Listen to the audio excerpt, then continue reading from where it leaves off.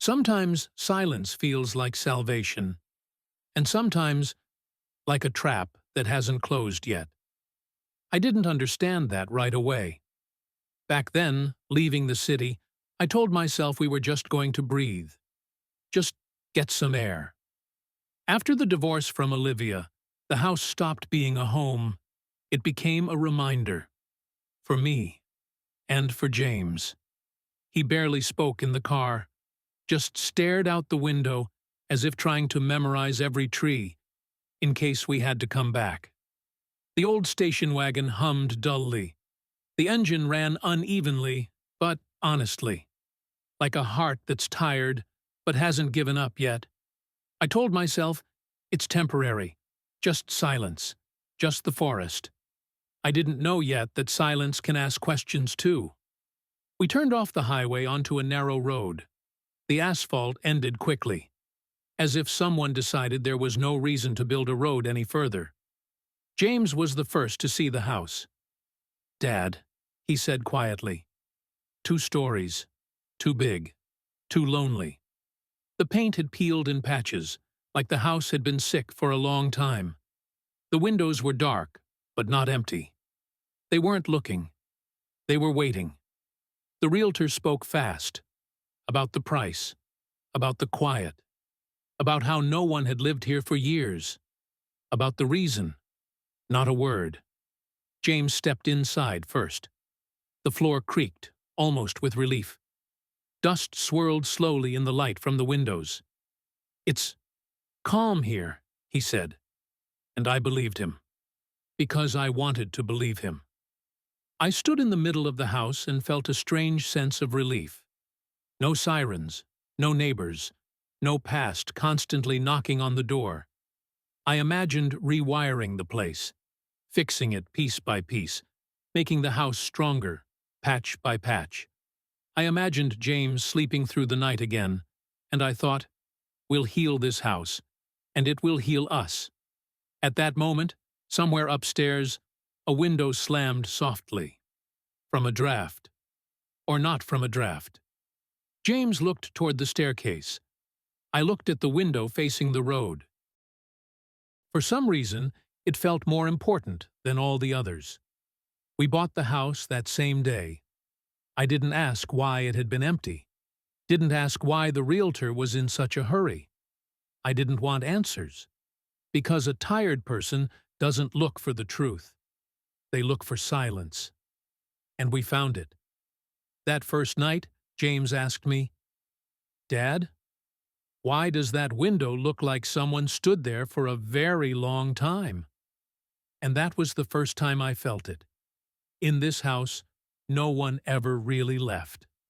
The first days passed too easily. That only feels wrong once you've lived long enough to know. Real peace never arrives without warning. The silence in this house didn't change. It had no morning or evening. It didn't weaken in daylight or grow heavier at night. It simply existed, like a foundation. I started noticing small things. The floorboards creaked longer than they should have. Dust in the air took its time settling. Sometimes it felt like the house wasn't empty. It just didn't require movement. The electrical problems became a convenient excuse. The lights flickered. The outlets grew warm. It was as if the house itself was pushing me to bring someone in from outside. The local electrician arrived closer to noon. I remember he stayed in his truck for a long time. Just stood there, staring at the house. That pause said more than anything he later spoke aloud. When he stepped inside, the air changed. It didn't get colder. It became denser. He moved slowly, as if measuring every step. The floor creaked carefully beneath him, not from his weight, but from the attention. I watched him stop in the living room, by the window facing the road. The same window I had noticed on the first day. His gaze lingered there. And that's when I understood. This wasn't a random place. I learned the story without the details people usually add to make it scarier. No exaggeration. No dramatic tone. A woman named Margaret Hale died here many years ago. Not in bed, not on the floor. She was sitting by the window. They didn't find her right away. The road was rarely used. There were almost no neighbors. She remained there for weeks, sitting, facing forward. There was nothing supernatural in the story, and that was what made it terrifying. I realized then that fear doesn't always need movement. It doesn't always need sound. Sometimes it's enough to know that something stayed motionless for far too long. When I looked at the window again, it no longer felt like part of the interior. It felt like a place, a point where something ended, and at the same time, never left. After the electrician left, the house filled with silence again. But now the silence had a shape. I caught myself avoiding the living room, avoiding that window, noticing how James walked past it without lifting his eyes. We didn't talk about it. There was no need. Because now we knew. No one walks these corridors. No one knocks at night. Something here simply remained, and it knew how to wait. That night, I decided to start the renovations. Not because I wanted to change anything, but because I needed my hands to be busy. I didn't yet understand that every wire I touched, every nail I drove in, was making the house less empty. I convinced myself that work was salvation. When your hands are busy, your thoughts have nowhere to go. After the story about the woman by the window, I barely slept. Not out of fear, but because of the feeling that the house was waiting for me to begin. So I did. The renovation quickly stopped being a necessity. It became a ritual. I woke up before James, picked up my tools, and listened to how the house responded to every movement I made. The hammer strikes sounded deeper than they should have. Not sharp, rhythmic. The walls answered with a dull echo, as if something inside was hollow, but alive. I started thinking of the house as a body. The wiring reminded me of veins, old, dried out, clogged by time. They needed to be cleared, replaced, allowed to carry current freely again. The pipes became lungs. They groaned at night, as if trying to draw in air. And the basement was the heart. I went down there more often than necessary. It was colder, darker. The silence was thicker. When I worked down there, time lost its shape. Hours collapsed into one continuous effort. I came back up exhausted, but with a strange sense that this was right. One day, I realized something. The house was changing faster than I was. The walls no longer felt old. They felt focused, as if tension was building inside them. And at the same time, I was weakening. I noticed my breathing growing heavier, my heart occasionally slipping out of rhythm. I blamed exhaustion. James grew quieter. He went downstairs less often, stayed longer in his room. I started noticing a pattern. When I worked, the house was calm. When I stopped, sounds appeared. Barely audible. Not footsteps. Not whispers. More like waiting. That's when I understood. Every nail I drove in, every wire I replaced, wasn't healing the house. It was making it whole. And that meant stronger. I worked until collapse because I was afraid to stop. Stopping meant thinking, and my thoughts always returned to the window, to the place where someone once sat for far too long. I told myself the control was mine, that the house obeyed me, that I was the owner. But every night, when I lay down to sleep, it felt like the house was listening to my heartbeat, matching its rhythm.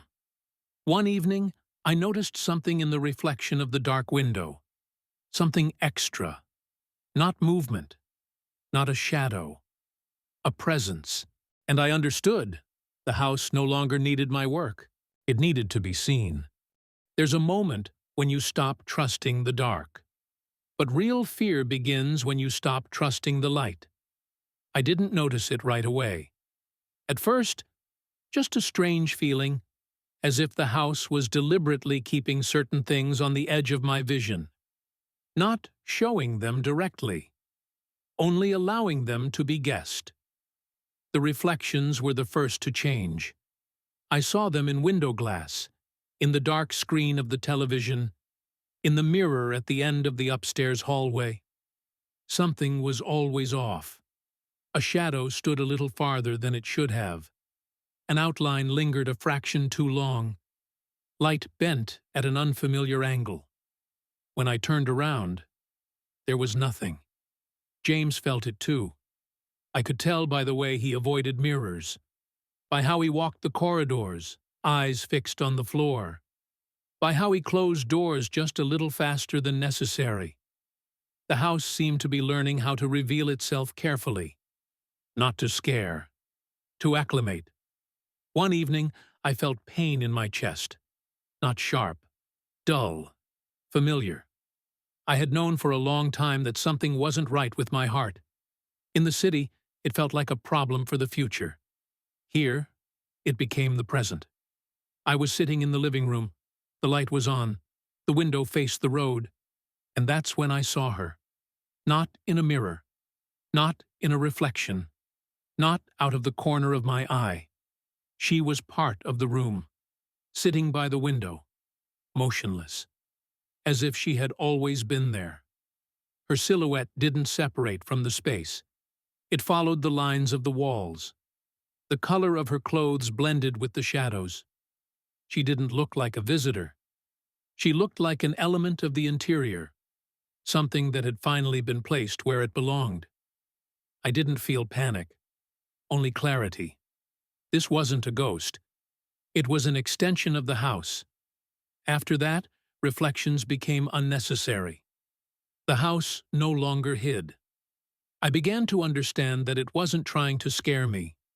It was trying to show what presence looks like without movement. What remains when someone stays. My heart beat unevenly. I could feel time thinning. And the house knew it. James mattered to it now, but not the way I did. The house didn't need a guest. It needed a caretaker. The next day, I was certain I had sent James back to the city. I remember the road. I remember the door closing. But that same night, I saw him standing in the dark hallway of the house. And in that moment, reality cracked. There is fear that comes suddenly. And there is fear that arrives with clarity. That night, the house was too precise. The edges didn't blur. The shadows stayed where they belonged. Even the silence sounded correct. That was what was wrong. I was certain I had driven James back to the city that day. I remembered the road. I remembered the trees thinning out, the first streetlights appearing. I remembered the feeling of the empty seat beside me on the way back. The memory was whole, and the house knew it. The sounds became muted, as if the world had been wrapped in thick fabric. Footsteps, not mine, had no direction. They didn't come closer. They didn't move away. They simply existed. The air pressed in, like being underwater. I caught myself breathing faster, but no deeper. The hallway light flickered, then steadied. I felt relief. Brief. Almost ridiculous. As if electricity could prove anything. And then I saw the silhouette. It stood in the darkness where the upstairs hallway began. Not moving. Not hidden in shadow. It was there the way furniture had always been there. I didn't think it was impossible. My mind chose the simpler path. Acceptance. Because if you accept, you don't have to explain. The phone vibrated in my hand, and the sound felt foreign, too loud, too sharp. The screen lit the room with cold light. A message from Olivia appeared without warning. Time, present, location, the city. James was already there. Not on the way. Not getting ready. He was home. My stomach tightened, not from fear, but from incompatibility. Two truths couldn't exist at the same time. But they did. I slowly lifted my head. The silhouette in the hallway hadn't changed. It didn't react. That's when I understood. The house wasn't creating an illusion. It was using what already existed. Love, guilt, the need not to be alone. This wasn't a copy of James. It was the place he occupied inside me. And the house had filled it. The silence became absolute. Even my heartbeat sounded distant. Each beat felt separate, like its own event. I felt the house tighten around that moment, as if afraid to lose it. I didn't run, not because I couldn't, but because I understood. There was nowhere to run to. Reality was no longer singular. It had become one version among others, and not the most comfortable one. The house wasn't lying. It was simply choosing what held more firmly. I sat in the darkness and allowed the presence to remain. I didn't name it, didn't test it. And the longer I stayed, the more natural it felt. As if it had always been this way. As if I had simply forgotten. By morning, I understood that the house was no longer trying to keep James. It didn't need to. It had already made its choice. And now, it needed me. I woke up that morning with a strange sense of completion, as if something that had been pressing inside me for a long time had finally settled into place. The house was filled with light. Sunlight entered through the windows softly, without sharp angles. Dust no longer lingered in the air. It settled where it was meant to settle. The silence remained. It felt familiar. I moved slowly through the rooms. Each step sounded right. The floor no longer creaked in complaint. It answered. That's when I understood the work wasn't finished. Not repairs, not replacements. Care. The house didn't need change. It needed presence, constant, attentive. I no longer thought about the city, about time, about what existed beyond this road. Those thoughts had lost their weight, as if they belonged to someone else. I went down into the basement slowly. It wasn't dark anymore. Even without the light on, I could see the space clearly, as if I had memorized it. The heart of the house beat evenly, not loudly, but confidently. Mine sometimes faltered. I felt it, accepted it. It didn't bring fear, only understanding. Some things don't break. They simply reach their end. Eventually, I stopped leaving the house. Not because I couldn't. There was just no reason to. Everything necessary was already here. Even the air felt thicker, more saturated. I learned to listen, not to sounds, to the pauses between them. The house spoke through stillness, through waiting, through what does not change. I became part of that rhythm. Time passed. I don't know how much. One day, a car drove up the road again. Dust rose and quickly settled. I stood by the window. They stepped out carefully, stopped in front of the porch, looked around. I recognized James immediately. He was taller, older. Olivia walked behind him. She looked at the house the way people look at a place where nothing happened. And that's why it feels frightening. The house looked perfect. Fresh paint. Clean windows, straight doors. I knew what they felt. Relief. Calm. James lifted his head, looked toward the window. Our gazes met. I didn't move, didn't wave, didn't call out. There was no need. He didn't flinch, didn't look afraid. He just looked longer than usual. And I understood. He wasn't seeing me. He was seeing a place. They went inside. The door closed. The house accepted them quietly, without tension, without haste. I remained by the window. The road was empty. The light was even. The wind barely noticeable. I stood and waited. Not because I had to, but because it was right. And if you're imagining this house now, calm, bright, perfect, somewhere far away, surrounded by silence, that means it's still standing, and that it has never been empty.